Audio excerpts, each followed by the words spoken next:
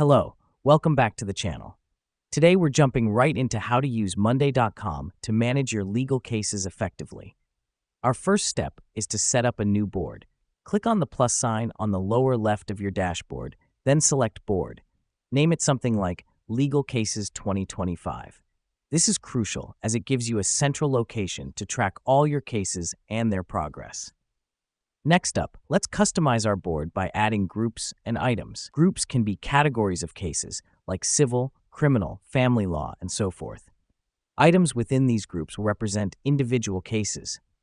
Customizing your board this way helps you to organize your cases based on their nature, making it easier to locate and monitor them. Now that we've done that, let's add columns to represent key case details. A text column for client name, a date column for court date, a status column for case status, and so forth. This step is crucial because it lets us track the essential details about every case at a glance. Next, we'll set up automations.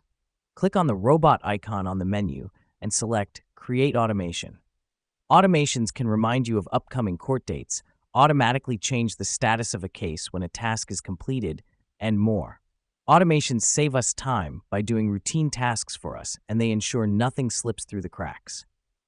Lastly, we're going to invite our team. Click on the Invite button at the top right and enter your team members' email addresses.